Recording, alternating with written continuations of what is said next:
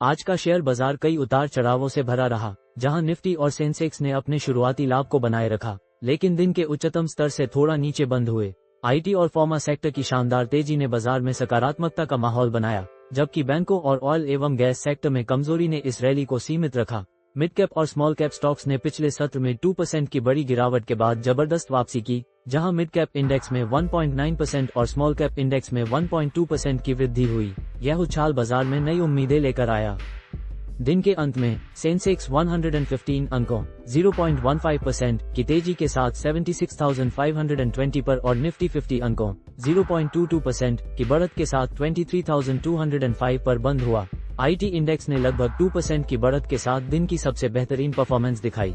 इस तेजी का श्रेय शानदार Q3 नतीजों और ट्रंप प्रशासन के दौरान लगाए गए प्रोटेक्शनिस्ट टैरिफ में राहत को दिया जा सकता है।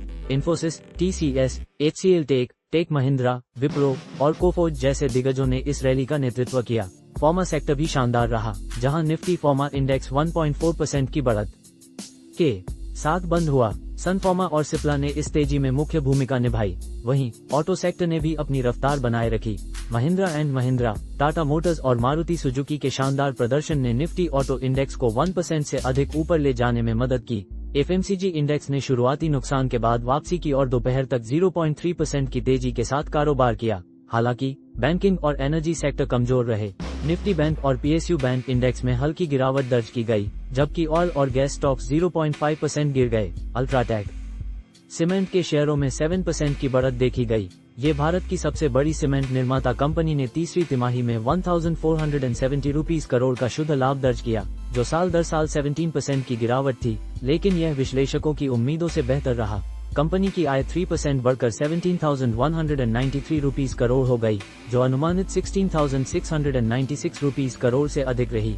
KI इंडस्ट्रीज के शेयरों में भी 8% की तेजी आई, जिसका कारण कंपनी के सकारात्मक Q3 नतीजे और बेहतर विकास प्रक्षेपण रहा। कंपनी का शुद्ध लाभ 9.4% बढ़कर 164 रुपीस एंड 80 पैसे करोड़ हो गया, जबकि राजस्व 20% बढ़कर 2,467 रुपीस एंड 20 पैसे करोड़ हो गया। परसिस्टेंट सिस्टम्स के शेयरों में 10% से अधिक की बढ़त दर्ज की गई। कंपनी ने दिसंबर तिमाही में 372 रुपीस एंड 99 पैसे करोड़ का शुद्ध लाभ कमाया, जो तिमाही आधार पर 15% और सालाना आधार पर 30% की वृद्धि दर्शाता है। साथ ही कंपनी की आय 6% कोक और 23% ऑयल बढ़कर 3,062 रुपीस एंड 30 पैसे करोड़ हो गई। आज का बाजार आईटी, फार्मा और mid cap small cap stocks के लिए शानदार रहा, जबकि बैंकों और एनर्जी सेक्टर की कमजोरी ने रैली को थोड़ा धीमा किया।